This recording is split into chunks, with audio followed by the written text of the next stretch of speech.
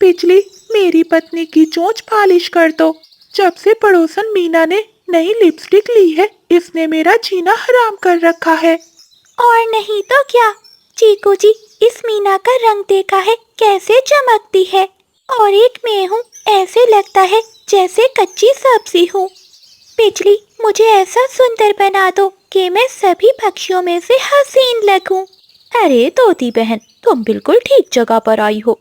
मेरे पास ऐसा सुंदर मेकअप है, अगर मैं तुम्हें कर दूंगी तो मीना तुम्हारे सामने काली डाइन लगेगी। ऐसा कहते हुए बिजली का भी तोती का मेकअप करना स्टार्ट करती है। बिजली का भी एक कटोरा निकालती है जिसमें लाल मिर्चों का गाढ़ा पेस्ट बना हुआ था, और वो उस लाल मिर्चों के पेस्ट को तोती की चोंच पर लगा देती है। अरे बिजली, ये तुमने क्या लगा दिया है? मेरी चोंच से तो धुआं निकल रहा है। अरे तोती बहन, घबराओ नहीं, ये अंदरूनी चमक बाहर आ रही है। जितना ज्यादा चलेगा तुम्हारी चोंच उतनी ही लाल होगी। तोते, तुम्हारी पत्नी तैयार हो गई है, अब जल्दी से मुझे 2 मीठे फल दे दो।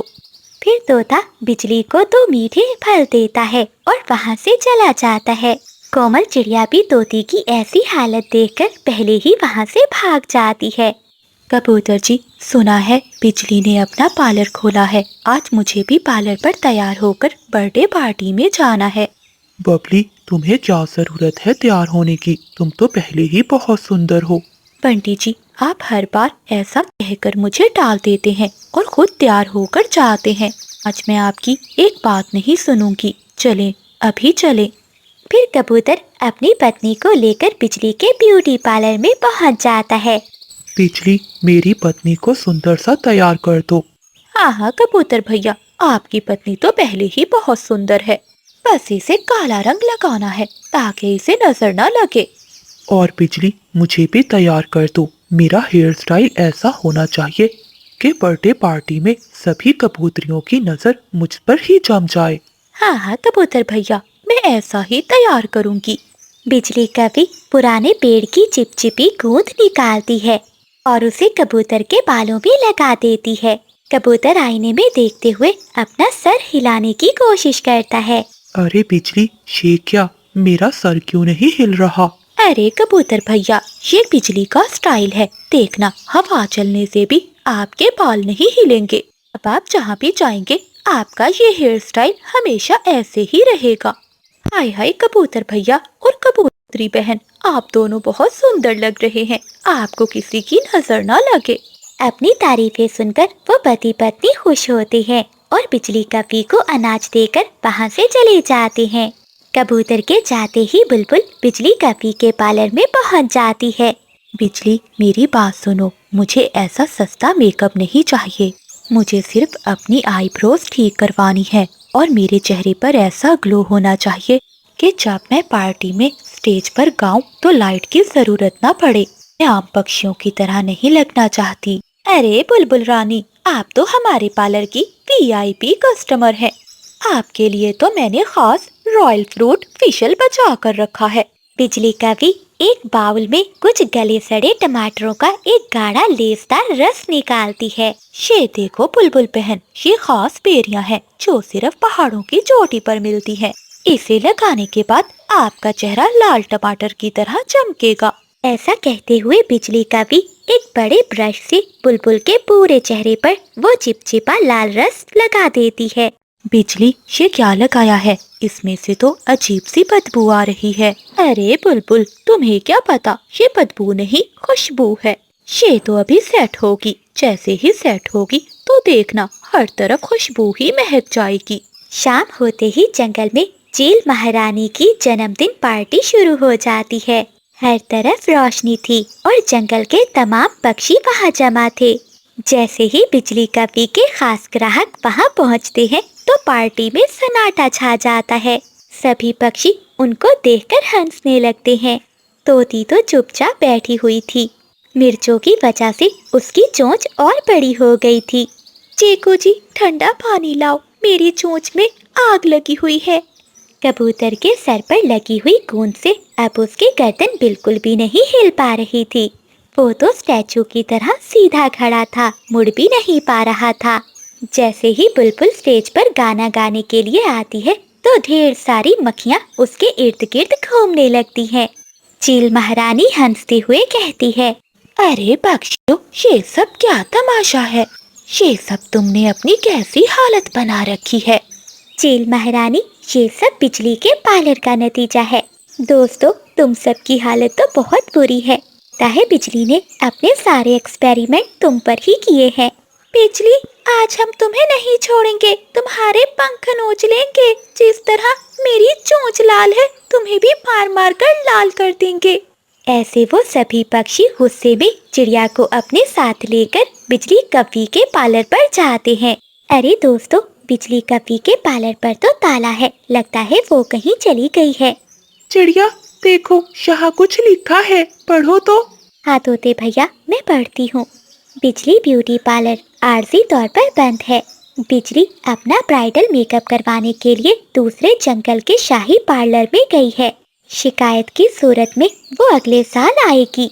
ये सब सुनकर सभी पक्षी बहुत गुस्से में आ जाते हैं।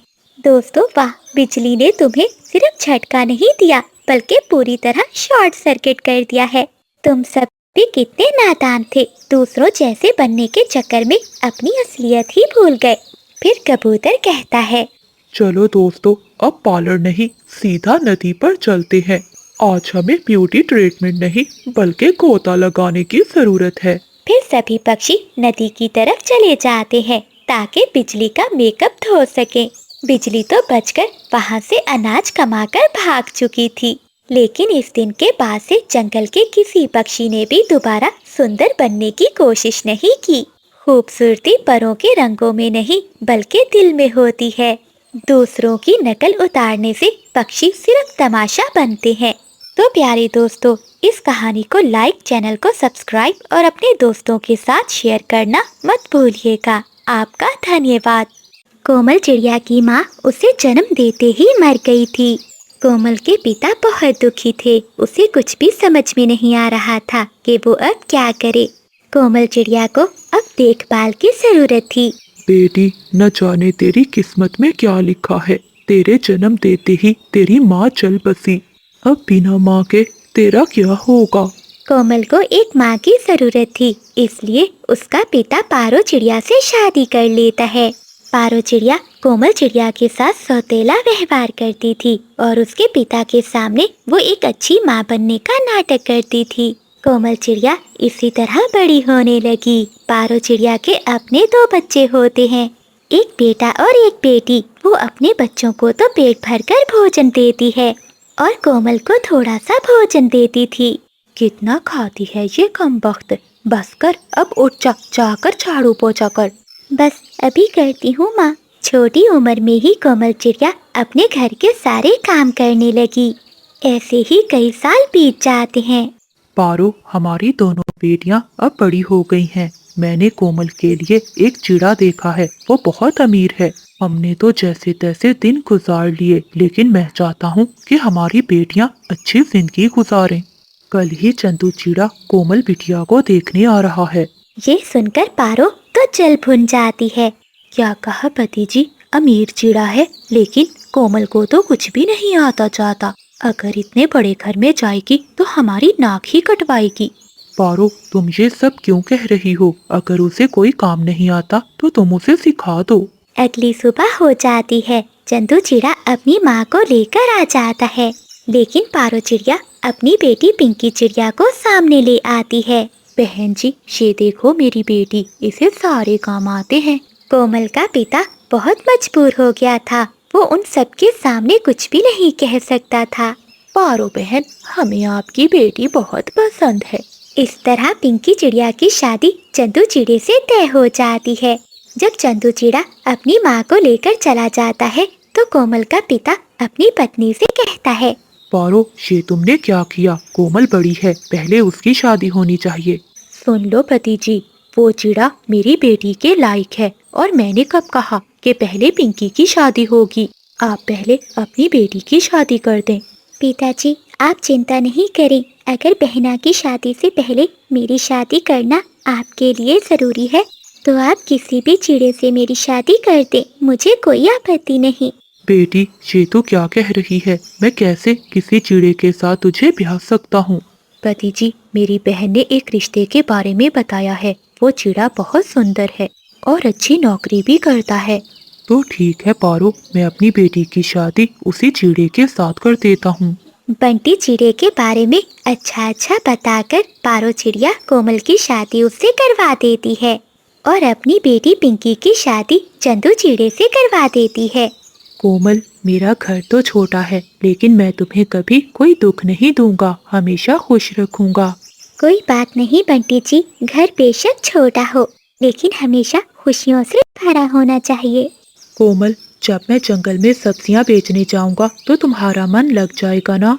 लेकिन पति जी, आपकी तो नौकरी है ना, आप सब्जियां बेचने क्यों जाएंगे?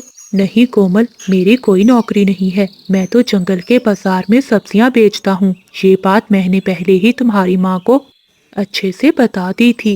ये सुनकर कोमल चिड़िया बहुत दुखी होती है। वो जान गई थी कि उसकी माँ ने झूठ बोलकर उसकी शादी करवाई है। कोई बात नहीं पति जी, हम मेहनत करेंगे, देखना आपको भी बहुत अच्छी नौकरी मिल जाएगी। जब कभी भी कोमल चिड़िया अपनी माँ और बहन से मिलती तो वो उसका मजाक उड़ाती। अरे क्या हुआ पिंकी, ये तुम कितनी कमजोर हो गई हो? क्या तुम्हारा पति कोई काम नहीं करता? हाँ हाँ माँ, लगता है बहुत मजे कर रही है बहना। पिंकी, तुम जानती हो जो चिड़ा मुझे देखने आया था, माँ ने तुम्हें दिखाकर उसकी शादी तुमसे करवा दी और मेरे नसीब का सुख तुम्हें दे दिया। और हाँ, अगर मेरे नसीब में हुआ तो मुझे तुमसे भी ज्यादा मिलेगा। चुप कर जा कोमल, तू उस भिखारी चिड़े के लायक ही थी। कोमल चिड़िया घर जाकर सारी बात अपने पति को बताती है और रोने लगती है। बंटी जी, क्या मेरा नसीब इतना ही खराब है? क्या हम गरीबी में ही दिन गुजारेंगे? कोमल, तुम दुखी मत हो, मैं एक ना एक दिन तुम्हारा नसीब जरूर बदलूंगा। एक दिन बंटी चिड़ा जंगल में सब्जियां बेच रहा था कि एक अमीर कबूतर का बैग उसके ठेले पर ही रह जाता है और कबूतर वहाँ से चला जाता है। बंटी चिड़ा उस बैग पर ध्यान नहीं देता। जब वो शाम को घर लौट कर जाता है तो वो बैग देखता है। अरे ये क्या, ये बैग किसका है? खोल कर देखता हूँ। बंटी जैसे ही वो बैग खोलता है तो उसमें ढेर सारे पैसे थे। वो बैग लेकर अपने घर में जाता है। कोमल, ये देखो, लगता है किसी का बैग मेरे ठेले पर ही छूट गया है। पति जी, आपको ये बैग लौटा देना चाहिए। हो सकता है जिसका बैग हो उसे इन पैसों की जरूरत हो। हाँ कोमल, मैं कल ही ऐसा करूँगा। अगले दिन बंटी चिड़ा उसी जगह पर अपना ठेला लगाए इंतजार करता रहता है। तभी वहाँ उसे वही कबूतर आता हुआ दिखाई देता है। चाचा कबूतर जी, मैं आपका कई दिनों से इंतजार कर रहा था। ये आपका पैसों से भरा हुआ बैग मेरे ठेले पर ही रह गया था। चिड़े, मुझे तो लगा था कि तुम ये बैग लेकर भाग जाओगे। नहीं कबूतर चाचा जी, मुझे बेईमानी नहीं आती। बेटा, तुम्हारे जैसे ईमानदार पक्षी न जाने आजकल कहाँ मिलते हैं। मुझे तुम जैसे पक्षी की ही जरूरत थी। क्या तुम मेरे यहाँ नौकरी करोगे? ये लो मेरा पता, कल इस पते पर आ जाना। अगली सुबह बंटी चिड़ा कबूतर चाचा के बताए हुए पते पर पहुंच जाता है। मुझे बहुत अच्छा लगा बंटी कि तुम यहाँ आए। जानते हो, मेरी कोई भी संतान नहीं है।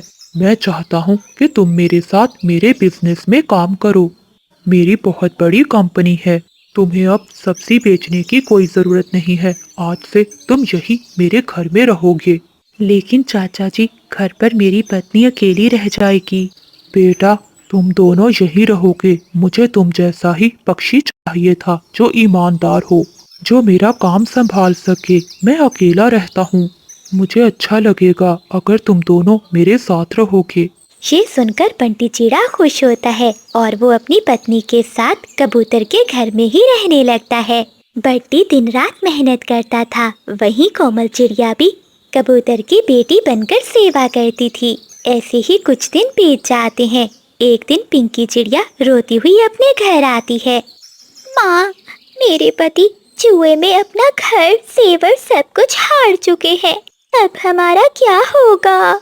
हाय मेरी बच्ची, मैंने तो अमीर चिड़ा समझकर तेरी शादी की थी। मुझे क्या पता था वो ऐसा ज्वारी पक्षी निकलेगा। काश मैंने उस समय उस कोमल की शादी ही करवा दी होती। बंटी और कोमल, जिस तरह से तुमने मेरे काम को संभाला है मैंने सोच लिया है। मेरी अपनी तो कोई संतान नहीं, आज से तुम ही मेरी संतान हो। अब मैं ये सब कुछ संभाल नहीं सकता, आज से ये सब कुछ तुम्हारा है। एक दिन कोमल चिड़िया बड़ी गाड़ी में और ढेर सारे गहने पहने हुए अपनी माँ के घर आती है। कोमल चिड़िया को देखकर उसकी सौतेली माँ और बहन देखती ही रह जाती हैं। दीदी, तुम्हारा तो नसीब ही चमक उठा और हम बर्बाद हो गए।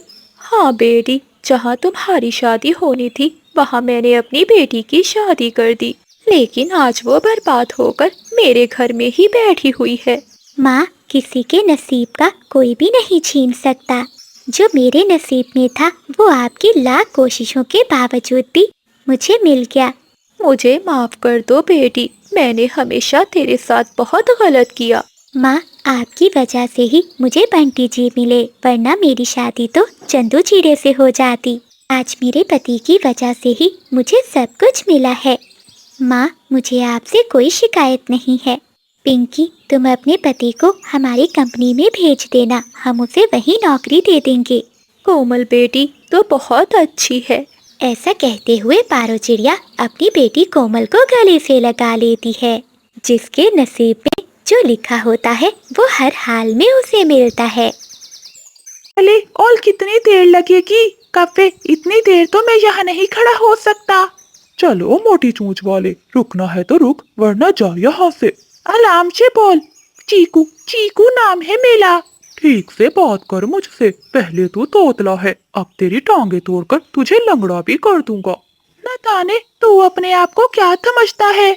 इस जंगल का सबसे बढ़िया मोमोज वाला। अच्छा, तेरा धंधा भी बंद ना करवा दिया तो मेरा नाम भी चीकू नहीं।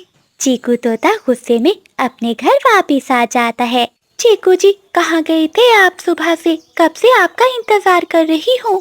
तो नहीं टिंकी, बस घूमने गया था। जंगल में घूमने से अच्छा है कि तुम भी एक मोमोज का ठेला लगा लो। देखा है उन कौवों को, कितना अच्छा चलता है उनका धंधा। अपनी पत्नी की बात सुनकर चीकू तोता मन में सोचने लगता है।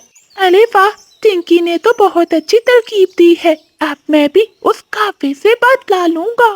टिंकी, तुमने आज मेरी आंखें खोल दी है। अब मैं भी लगाऊंगा मोमोज का ठेला। क्या पति जी, आप सच बोल रहे हैं? हाँ, लेकिन एक समस्या है। क्या हुआ? अब क्या समस्या है? टिंकी, मुझे तो मोमोज बनाने ही नहीं आते। आप चिंता क्यों करते हैं? मैं आपको घर से मोमोज बना कर दूंगी, बस आप जाकर उन्हें बाजार में बेच आया करना। तो ठीक है टिंकी, मैं कल से अपना ठेला लगाऊंगा। अगले दिन चीकू तोता जंगल के बाजार में अपना ठेला लगाकर मोमोज बेचने लगता है। आओ आओ पक्षियों, मोमोज ले लो, गरम गरम मोमोज ले लो। चीकू तोते की आवाज सुनकर बादल कौवा गुस्से से उसके पास जाता है। क्यों भी मोटी चोंच वाले, तेरी हिम्मत कैसे हुई यहाँ अपना ठेला लगाने की? अच्छा कफ्फे, मुझे अपना ठेला लगाने के लिए किसी से पूछने की जरूरत नहीं है। तोते की बात सुनकर कपे को गुस्सा आता है। देख तोते, अपना ठेला यहाँ से हटा ले, वरना क्या? तो करना है कर लो, मैं अपना ठेला यहाँ से नहीं हटाऊंगा। बादल कौवा गुस्से में वहाँ से चला जाता है। दिन भर चीकू तोता अपने मोमोज बेचता है, लेकिन कोई भी पक्षी उसके मोमोज खरीदने नहीं आता। शाम को अपना ठेला लिए थका हारा तोता घर जाता है। क्या हुआ पति जी, आज मोमोज सारे बिक गए क्या? फिर चीकू तोता सारी बात अपनी पत्नी को बताता है। क्या करूं चिंकी, अब मैं क्या अपना धंधा बंद कर दूं? नहीं नहीं पति जी, आज तो आपके काम का पहला दिन था, इतनी जल्दी हार नहीं मानते। अगर तुम कहती हो तो ठीक है, मैं करूँगा काम। अगले दिन भी चीकू तोता अपना ठेला लिए खाली बैठा था। मेरी तो किस्मत ही खराब है, जिस काम में हाथ डाला है कभी 2 दिन से ज्यादा नहीं चला। तोता उदास बैठा ये सब सोच ही रहा था कि तभी उसके पास कबूतर आता है। अरे तोते भाई, तुमने मोमोज का ठेला लगा लिया और मुझे बताया भी नहीं। तुम्हें इतने क्या, मैं जो काम भी करूं। अरे गुस्सा क्यों करते हो, मुझे 1 लीटर दूध दे दो। क्या दूध? तुम्हें यहाँ कोई गाय बंधी दिखाई दे रही है? तो फिर मैं कहाँ आ गया चिड़िया बहन। अरे अरे, मैं चिड़िया नहीं तोता हूँ और मैं यहाँ मोमोज बेच रहा हूँ। अच्छा अच्छा, तो मुझे एक प्लेट लगा दो मोमोज की। कबूतर वो सारे मोमोज खा जाता है। अरे क्या बात है इन पकोड़ों की, ये तो बहुत स्वादिष्ट थे। अच्छा अब मैं चलता हूँ। ताहा ताहा, पहले मेरे पैसे तो दो। कैसे पैसे? मैं तो तुम्हारा दोस्त हूँ, भला दोस्त से भी कोई पैसे लेता है? वैसे भी मेरे पास तो कोई पैसे नहीं। अच्छा, अगर पैसे नहीं थे तो मोमोज क्यों खाए?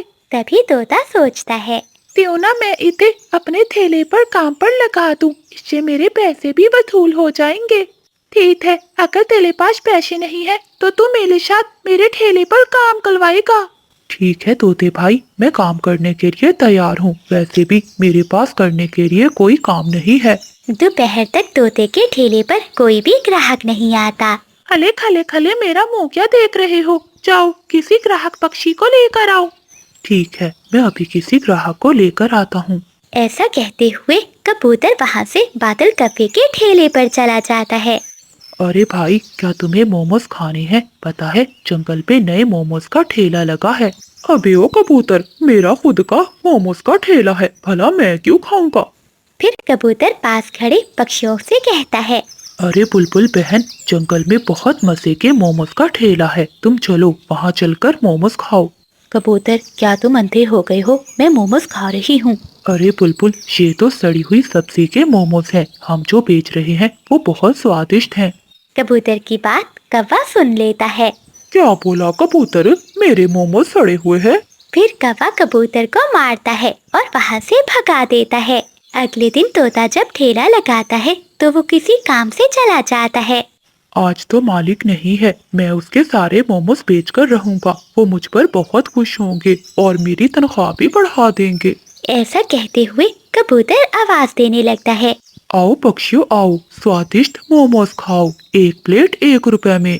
1 रुपए की प्लेट सुनकर सभी पक्षी हैरान होते हैं। बादल कफे के पास जो पक्षी मोमोज खा रहे थे वो भी वहाँ चले जाते हैं। ऐसे कबूतर सारे मोमोज बेच देता है। आज तो मालिक बहुत खुश होगा। तभी तोता वहाँ आता है। अरे वाह वाह, ये क्या, मेरे साले मोमोज बिक गए, कहाँ है पैसे? मालिक ये लीजिए, 20 प्लेटों के 20 रुपए। क्या 20 रुपए? अरे गधे, एक प्लेट 20 रुपए की है, तूने तो मेरा नुकसान करा दिया। ऐसा कहते हुए तोता कबूतर को मारने लगता है और वहाँ से भगा देता है। कबूतर रोता हुआ वहाँ से चला जाता है। मौके का फायदा उठाकर बादल कौवा कबूतर के पीछे जाता है और वो कबूतर को भड़काने लगता है। देखो कबूतर, तुम कितने अच्छे हो, तुमने उसका भला किया और उसने तुम्हें ही मारा। हाँ कव्वे यार, वो बहुत बुरा है, मैं उसे अपना बदला जरूर लूंगा। हाँ कबूतर यार, मैं तो कहता हूँ तुम उसके ठेले को आग लगा दो। हाँ तुम ठीक कह रहे हो, मैं आज रात को ही उसके ठेले को आग लगा दूंगा। इतना कहकर गुस्से में कबूतर वहाँ से चला जाता है। हो, अब लगा निशाना तीर पर। रात के अंधेरे में कबूतर मशाल लिए तोते के ठेले की ओर जा रहा था। तभी उसकी याददाश्त चली जाती है। तभी वो तोते के घर जाने की बजाय कौवे के घर की ओर चला जाता है। कबूतर कौवे के ठेले में आग लगा देता है और वहाँ से चला जाता है। अगली सुबह जैसे ही बादल कौवा अपने ठेले को देखता है तो चौंक जाता है। ए ऊपर वाले, ये क्या हो गया? मुझे मालूम है ये जरूर उस पागल कबूतर ने ही किया होगा, लेकिन अब मैं ये बात किसी को बता भी नहीं सकता। हाय मैं लुट गया, मैं बर्बाद हो गया। उधर कौवे का ठेला ना होने की वजह से तोते के ठेले पर रश लग जाता है। नूरपुर के जंगल में कई दिनों से बारिशें हो रही थीं। उसी जंगल में कोमल चिड़िया और बिजली कौवी एक दूसरे के पड़ोस में रहती थी। उन दोनों के घर साथ साथ थे, इसलिए वो जंगल से दाना लेने के लिए एक साथ जाया करती थी। बिजली कौवी छाता लिए चिड़िया के घर जाती है। कोमल, चलो आज हम कबूतर चाचा के बाग से अंगूर खाने चलते हैं। लेकिन बिजली बहन, क्या तुमने कबूतर से पूछा है? हाँ, मैंने पूछा था कबूतर से, उसने ही कहा था कि जब मन चाहे आकर मेरे बाग से अंगूर खा जाना। कोमल चिड़िया मान जाती है। वो भी अपना छाता लेती है और बिजली कौवी के साथ कबूतर चाचा के अंगूरों के बाग में चली जाती हैं। वो दोनों बाग में जाकर अंगूर खाने लगती हैं। तभी छाता लिए कबूतर भी वहाँ आ जाता है। चोर चोर, मेरे बागीचे में चोर घुस आए हैं। कभी और चिड़िया, तुम किससे पूछकर मेरे बागीचे में आई हो? तुम दोनों को सजा मिलेगी। कोमल चिड़िया बिजली कपी की ओर देखकर कहती है, बिजली तुम ही कबूतर से इजाजत लो, क्योंकि तुमने ही पूछा था। हाँ हाँ चिड़िया बहन, तुम बैठकर अंगूर खाओ, मैं करती हूँ बात। फिर बिजली कपी कबूतर चाचा के पास जाती है और आहिस्ता से कहती है, कबूतर चाचा, आज तुम अपने बागीचे के सारे काम इस छोटी चिड़िया से करवाओ। कल तोते को और फिर परसों बुलबुल को भी ले आया करूँगी।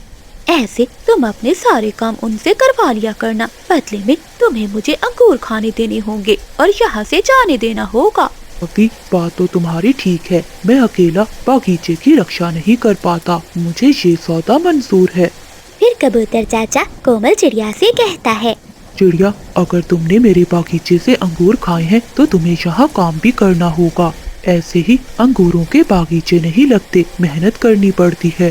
ठीक है कबूतर चाचा, मैं आपके कामों में मदद करवा देती हूँ।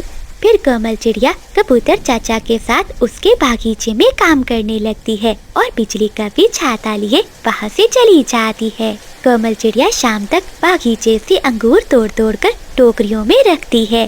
ठीक है चिड़िया, तुम्हारा काम खत्म हुआ, अब सुबह मैं इसे मंडी में ले जाऊंगा। बारिश रुक जाती है। कोमल चिड़िया भी अपने घर की ओर चली जाती है। कोमल चिड़िया जब बिजली कपी के घर जाकर देखती है तो वो आराम से सो रही थी। मैं आज के बाद इस काली कपी के साथ दाना लेने कभी नहीं जाऊंगी, ये झूठी है, इसने मुझे धोखा दिया। ऐसा कहते हुए कोमल चिड़िया अपने घर में जाकर सो जाती है। ऐसे ही कुछ दिन बीत जाते हैं। एक दिन बिजली कपी बैठी मीठा फल खा रही थी कि पीछे से एक चील आ जाती है। वो चील बिजली कपी के बहुत करीब आ जाती है। बिजली जान जाती है कि अगर अब वो उड़ने लगेगी तो चील उसे दबोच लेगी। इतने दिन हो गए, बारिशों में कोई भी भोजन नहीं मिला, आज मेरी भूख मिटेगी। चील चाची, मुझे माफ कर दो, मुझे जाने दो, मैं काले रंग की हूँ, अगर तुमने मुझे खा लिया तो तुम भी काली हो जाओगी। क्या करूँ काली कपी, भूख बहुत सता रही है, पेट भी तो भरना है। चील चाची, अगर तुम मुझे ना खाओ तो मैं अपनी पड़ोसन चिड़िया को यहाँ लेकर आती हूँ। वो बहुत सुंदर है और उसका मांस भी बहुत नरम होगा, तुम उसे खाकर और भी सुंदर हो जाओगी। ठीक है कपी, अगर तुम ऐसा करती हो तो मैं तुम्हें छोड़ दूंगी। बिजली कपी तुरंत वहाँ से चली जाती है। वो चिड़िया के पास जाती है। बिजली, तुम यहाँ क्यों आई हो? जाओ, मैं तुमसे कोई बात नहीं करना चाहती। कोमल, मैं तो तुम्हें बताने आई थी कि बड़े पेड़ के नीचे मीठे मीठे फल पड़े हैं, मैं तो खाई हूँ, अगर तुमने खाने हैं तो जाकर खा लेना। ऐसा कहते हुए बिजली कपी वहाँ से चली जाती है। अरे, इसमें बुरा क्या है, मैं जाती हूँ और उस पेड़ के नीचे से मीठे फल ले आती हूँ, बारिशों के दिनों में वो फल मेरे काम आएंगे। ऐसा सोचते हुए कोमल चिड़िया वहाँ से उड़ती है और वो बड़े पेड़ के नीचे जाती है। वहाँ तो सच में मीठे फल थे। कोमल चिड़िया वहीं बैठकर मीठा फल खाने लगती है। थोड़ी देर बाद वही चील पेड़ के पीछे से बाहर आ जाती है। काली कपी ने अपना वादा पूरा किया और तुम्हें मेरे जाल में फंसा दिया। तुम तो सच में बहुत सुंदर हो, तुम्हें खाकर मुझे बहुत मजा आने वाला है। नाना चील चाची, मुझे ना खाना, मैं तो बहुत बीमार हूँ, मेरा जिस्म बहुत जहरीला है, अगर आपने मुझे खा लिया तो आप भी मर जाओगी, मुझे बहुत बड़ी बीमारी है। तो इसका मतलब वो काली कपी मुझे मारना चाहती थी। ठीक है, तुम यहाँ से चली जाओ। बिजली कपी वहीं थोड़ी दूर बैठी उन दोनों को देख रही थी, मगर उनकी आवाज नहीं सुन पा रही थी। चिड़िया जब वहाँ से चली जाती है तो बिजली कपी चिड़िया के पास आती है। चिड़िया बहन, मुझे तो पता ही नहीं चला, वहाँ एक जालिम चील थी, उस चील ने तुम्हें खाया क्यों नहीं? और क्या बातें कर रही थी तुम चील के साथ? हाँ बिजली, चील दीदी ने कहा कि मैं उसे अपनी सुंदर आवाज में गीत सुनाऊं। बस मैंने अपना गीत सुना दिया और पता है, चील चाची ने मुझे बदले में ये सोने का हार भी दिया है और फिर मुझे वहाँ से जाने दिया। अच्छा, गीत तो मैं भी बहुत सुंदर गा लेती हूँ। अच्छा, अगर ऐसी बात है तुम भी सुंदर गीत गा सकती हो तो जाकर चील चाची को सुनाकर तुम भी सोने का हार ले लो। ऐसा कहते हुए कोमल चिड़िया वहाँ से चली जाती है। बिजली कभी वहाँ से उड़ती है और चील चाची के पास जाती है। चील चाची, मैं भी तुम्हें सुंदर गीत सुनाने आई हूँ, क्या तुम मेरी आवाज में गीत सुनोगी? ये काली कभी खुद मेरे पास चलकर आ गई, अब मैं इसे मजा चखाऊंगी। हाँ हाँ सुंदर कभी, क्यों नहीं, मुझे अपनी मीठी आवाज में गीत सुनाओ और जरा मेरे पास आकर सुनाना, क्योंकि मुझे थोड़ा ऊंचा सुनता है। हाँ हाँ चील चाची, क्यों नहीं, सोने के हार के लिए मैं कुछ भी कर सकती हूँ। फिर बिजली कभी अपनी आंखें बंद करती है और गीत गाने लगती है। जैसे ही बिजली कभी आंखें बंद करके गीत गाती है तो चील आगे बढ़ती है। वो कभी पर हमला करती है और उसे दबोचकर मारकर खा जाती है। बिजली कभी ने अपनी पड़ोसन कोमल के साथ बुरा किया, इसलिए उसको अपने किए की सजा मिलती है। तो प्यारे दोस्तों, इस कहानी से हमें सीख मिलती है, जो खड्डा हम किसी दूसरे के लिए खोदते हैं, कभी कभी हम खुद ही उसमें गिर जाते हैं। तो प्यारे दोस्तों, इस कहानी को लाइक, चैनल को सब्सक्राइब और अपने दोस्तों के साथ शेयर करना मत भूलिएगा। आपका धन्यवाद।